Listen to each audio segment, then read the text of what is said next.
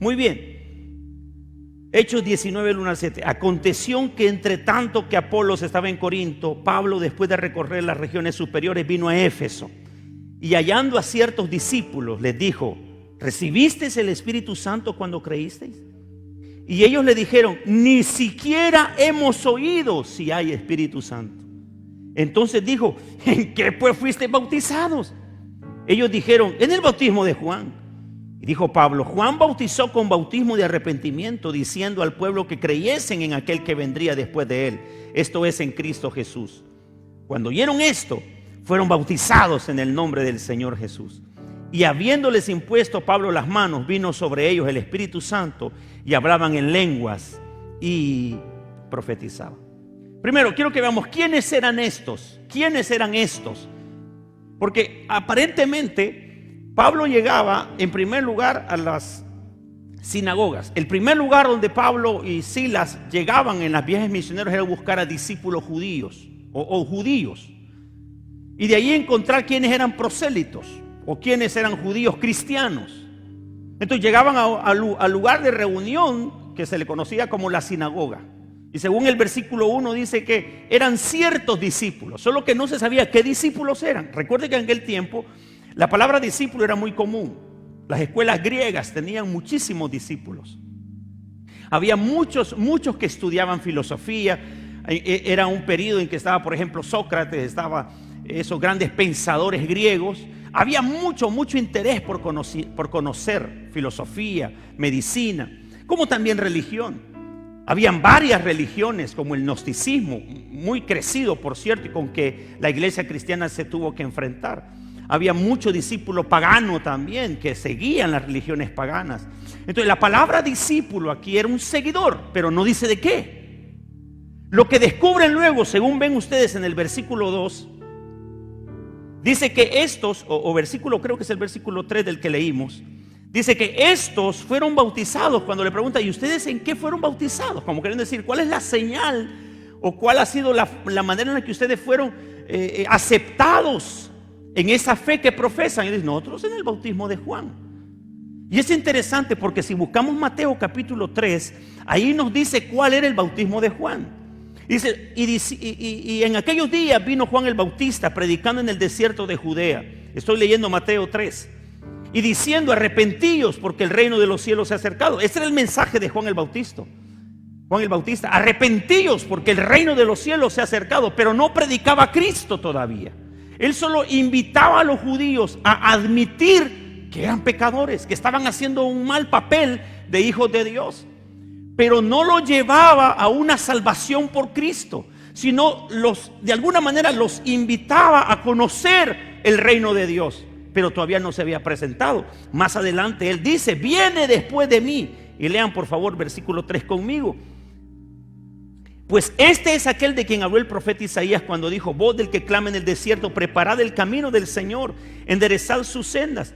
Y Juan estaba vestido de pelo de camello y tenía un cinto de cuero alrededor de sus lomos. Su comida era langosta y miel silvestre.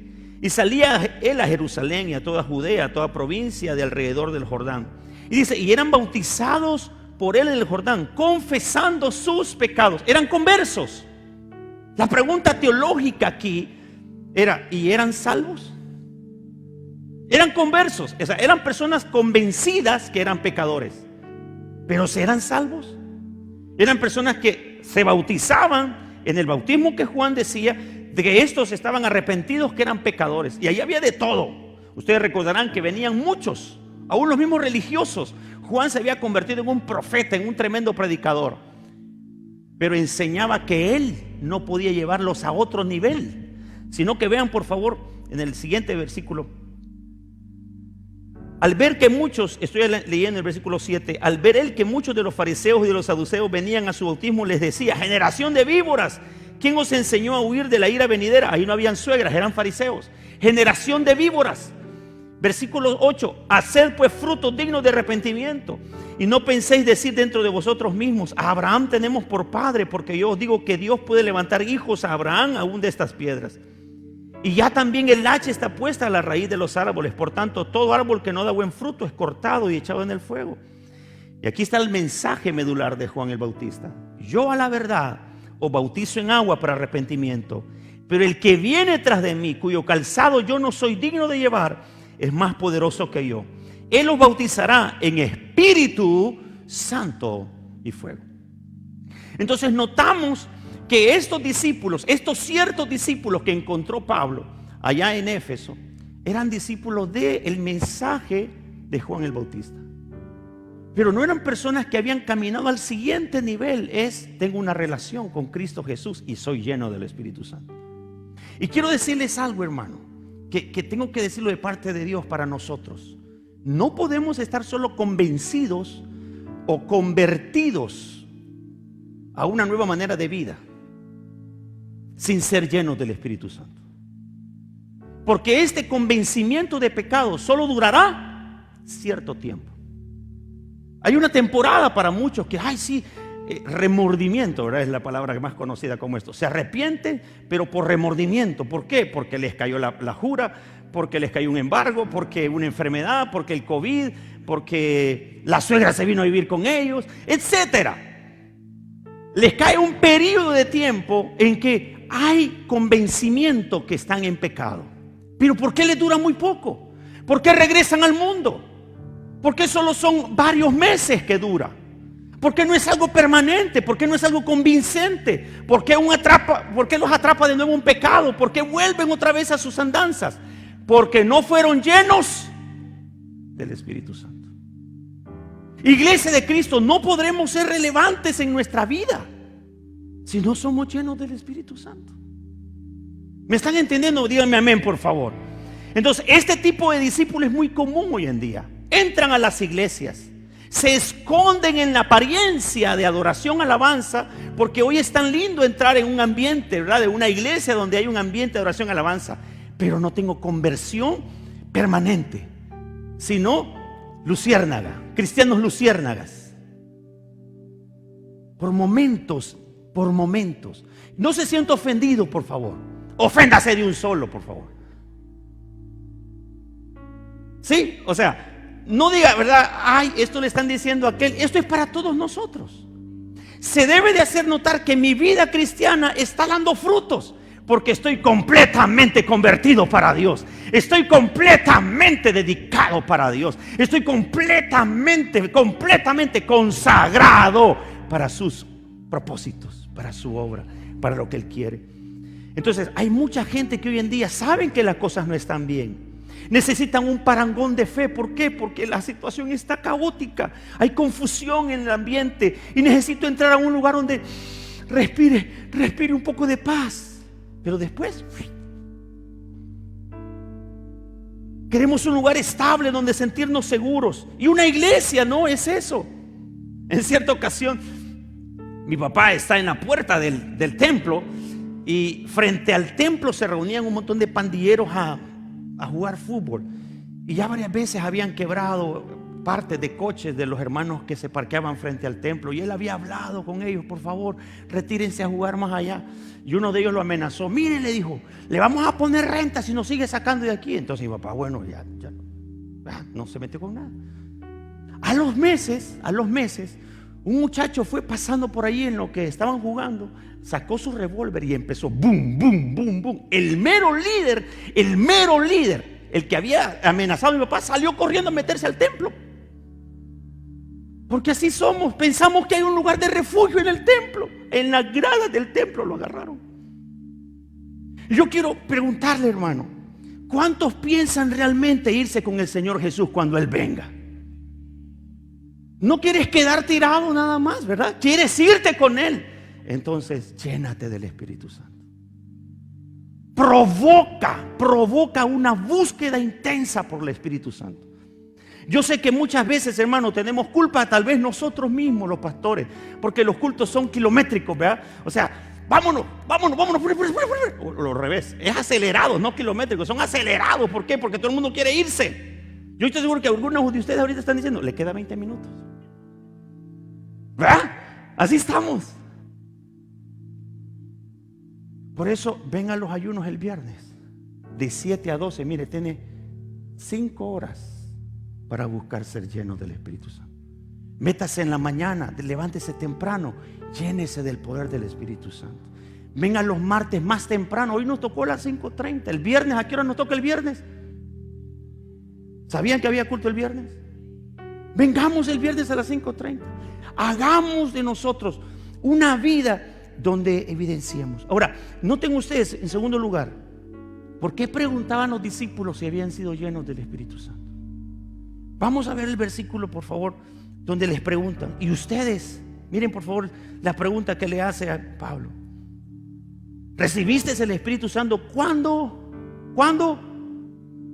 ¿Recibiste el Espíritu Santo cuando creíste? ¿Y cuál fue la respuesta de ellos? Ni siquiera hemos sabido que hay Espíritu Santo. Bueno, recuerden que los judíos eran monoteístas. ¿Qué significa monoteísta? Tenían un Dios. ¿Quiere decir que nosotros tenemos 3 dioses? No.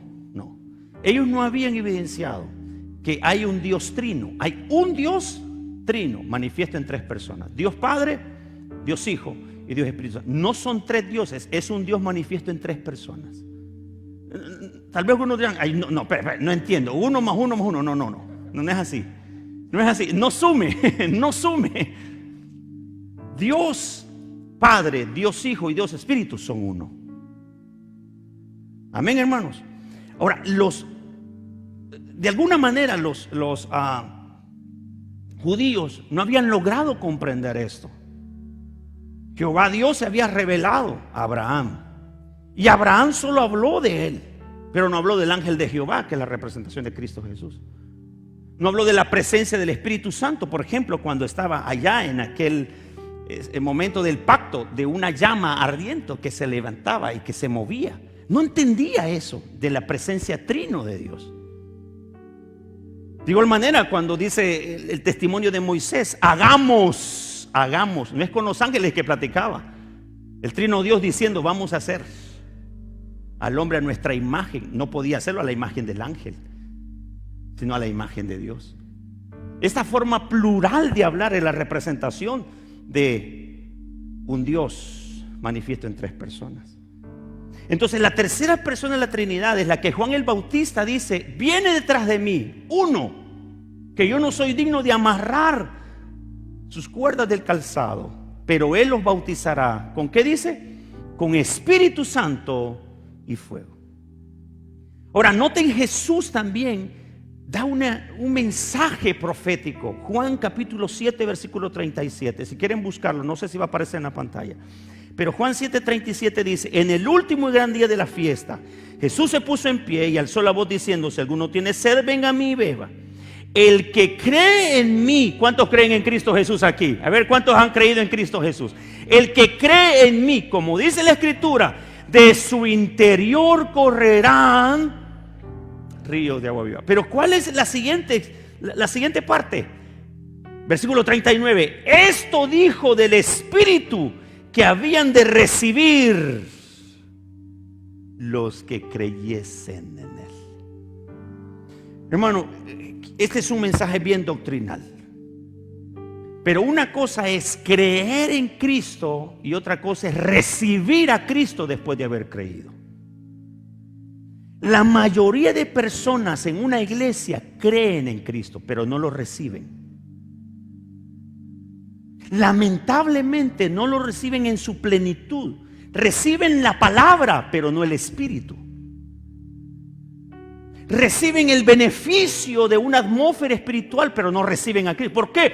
Porque, no me quiero comprometer. No, es que es dar con la Biblia y eso, que hay que empezar a mostrar a Cristo.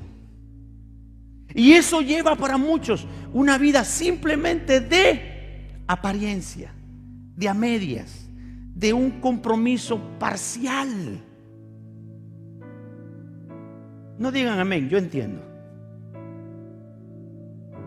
Por eso cuando acepto, dice, creo, y el que cree, y aquí prácticamente el Señor estaba no solo hablando de tener una fe de que algo existe, sino fe de que algo lo necesito.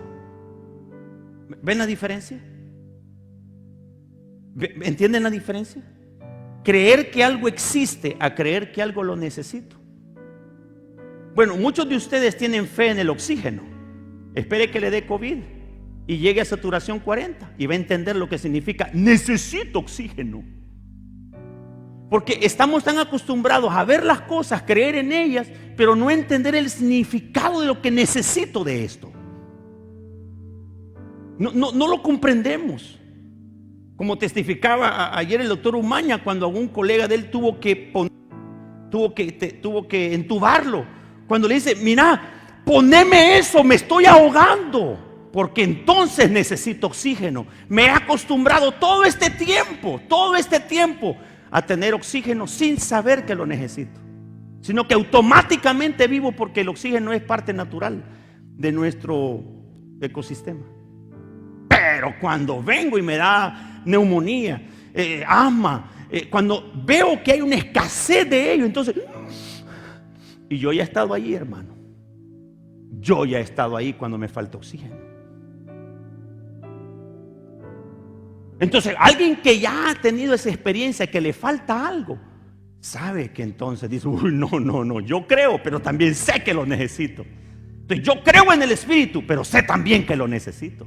Creo en Cristo, pero lo necesito. Entonces, tengo que tener una experiencia con Él. La Biblia dice: soy templo y morada del Espíritu Santo de Dios. No solo soy un visitante en la presencia del Espíritu, no, la presencia del Espíritu está en mí. ¿Cuántos pueden decir eso hoy? La presencia del Espíritu Santo está en mí. Hermano, ¿me pueden hacer un favor de detener los relojes? Van caminando muy rápido. Y apenas voy en el segundo punto. Entonces tenemos una necesidad de instruirnos sobre la persona del Espíritu Santo. No podemos ignorarlo. Necesitamos decir: Él es el Espíritu de Dios. No es una energía, una fuerza, una corriente eléctrica. No es movimientos sobrenaturales. No son dones, no son títulos. Él es la tercera persona de la Trinidad. Él es Dios. Y lo necesito. ¿Cuántos pueden decir esto hoy, esta noche? El Espíritu Santo es Dios y lo necesito. ¿Cuántos pueden decirlo? El Espíritu Santo es Dios y lo necesito. Debes evidenciar tu necesidad de Dios. Y es búsqueda. Es meterme en Él. El Espíritu Santo es el Dios presente físicamente. Cuando digo físicamente, como es espíritu no lo podemos ver, pero por ese ser espíritu lo podemos sentir, así que está presente físicamente. Así como está presente el oxígeno, que no lo puedo ver, pero si no lo tengo me muero. Así igual manera es el Espíritu Santo de Dios.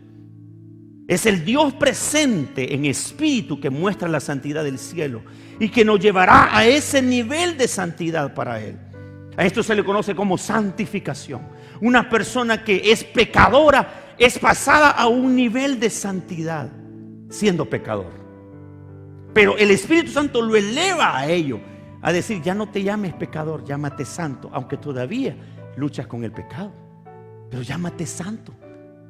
Porque el Espíritu Santo que está aquí adentro cada vez me está en un proceso continuo santificando, transformando, mejorando, capacitando, haciéndome mejor. Entonces, si no estoy viendo esa evidencia de cambio en mi vida, entonces yo sé, está ausente el Espíritu Santo. Diga: ay, por lo menos, pero haga mates. Si no se evidencia un proceso de transformación, guardo más mis labios, medito más sobre lo que voy a decir.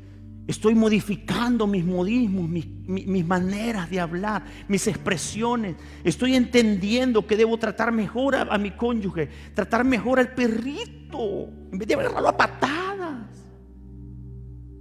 Ya cuido más de mi tiempo, de mi economía. Me he consagrado. Todo este proceso que voy viviendo es: el Espíritu Santo está presente, santificándome. Pero si soy el mismo de siempre, si no noto que hay un proceso en mí, el Espíritu Santo está ausente, no está presente. Entonces el Espíritu Santo nos santifica, llevándonos de una condición de pecador a una condición de santos por el poder transformador que lo caracteriza. Se llama Espíritu Santo. Y Él nos bautizará en obediencia al mandato de Cristo Jesús. Él nos bautizará. con Espíritu Santo y fuego. Entonces pregúntese, ¿cómo es mi relación con el Espíritu Santo? ¿Cómo estoy en este tiempo? ¿Cómo está en este tiempo mi relación con el Espíritu Santo? ¿Cómo está mi tiempo con Él? ¿Es lejana, es cercana, es íntima, es eficiente, es sobrenatural, es desconocido? Ay, me llena de temor hablar del Espíritu Santo. O cada vez que hablan del Espíritu Santo es mi pasión. O aún no lo conoce. ¿No sabía usted que había Espíritu Santo? ¿Cuál fue el resultado? En tercer lugar, ¿cuál fue el resultado? Versículos 5 y 6 del pasaje que leímos en Hechos dice: cuando oyeron esto, ¿qué pidieron? Ellos podían decir: no, nosotros ya estamos bien con lo que tenemos. Yo estoy bien así. Ya mi bautismo con Juan llena todo lo que yo he necesitado. Pero cuando oyeron, dice, cuando oyeron la explicación de Pablo, y hermano, no fue una explicación teológica de una materia bíblica, sino que fue una explicación sencilla. ¿Cuál fue la explicación? Bien sencillo. ¿Qué fue lo que le dijo Pablo? No, Juan los bautizó en bautismo de arrepentimiento, diciendo que creyesen a aquel que vendría después de él, que es Cristo Jesús. ¿Qué cree que dijeron? Lo necesitamos, lo quiero, lo necesito. De veras es así el camino. Pues enséñennos. Y oyendo esto, fueron bautizados en el nombre de Jesús, y habiéndole impuesto las manos, vino sobre ellos el Espíritu Santo y hablaban otras lenguas. Bueno, hermano, yo quisiera que usted se animara a caminar al siguiente nivel. Hay una visión del profeta Ezequiel sobre la iglesia, sobre el templo, que está prácticamente Ezequiel diciendo qué va a suceder en los próximos días. Cuando dice que se vio en la visión caminando en un gran río que salía del altar del templo. Y dice que él caminó, y el de la visión le decía: ven, camina, métete al río. Y dice que él empezó a caminar en el río y se quedó tranquilo con el agua a los tobillos. Dice: aquí estoy bien. Porque probablemente Ezequiel tenía un poco de problema con el agua, ¿verdad? No sabía mucho nadar. ¿Cuántos aquí no saben nadar? Literalmente no saben nadar para nada. Ay, Señora, aleluya. Ahógalos, papá. Dice que se quedó tan cómodo ahí, vea, tan cómodo ahí. Y le dice: no, camina. Y entonces él dice que siguió caminando, y ya cuando llegó a la rodilla y se quedó, porque dice que eran corrientes de agua. Y no, a la rodilla: estoy bien, no, ya no me meta más. No, camina, métete más. Y entonces dice que siguió caminando, y dice, y era impetuoso el río, era fuerte el río. Dice que se metió hasta los lomos, que más o menos es por esa parte de acá. Ahí dice que ya era fuerte el agua, lo movía. Y dice: Señor, métete más. Dice que fue sumergido en el agua. Y la visión de Ezequiel tenía que ver con lo que hoy la iglesia debería de estar metida en esto. Hermano, hoy hay que puyarlos para que digan amén. Hay que maniobrar para que hablemos de Dios. La iglesia está apagada cuando es el momento de sumergirnos en el agua del río. Es momento de sumergirnos en el poder de la gracia de Dios. Es momento de evidenciar lo que hay del cielo para nosotros. Y no estar ahí cohibido, apagado. Hay COVID, hay problemas, hay economía aquí, hay esto. Porque eso se ha convertido en nuestra preocupación principal. Ya no es la preocupación principal ser llenos del Espíritu, sino no ser contagiados de COVID. Esa es nuestra preocupación principal. Yo quiero que hoy usted salga diciendo: ya entendí, mi preocupación no es el dinero, mi preocupación no es el salario, mi preocupación es ser lleno del Espíritu Santo de Dios. Mi preocupación real es ser lleno del Espíritu Santo. Esa es mi preocupación.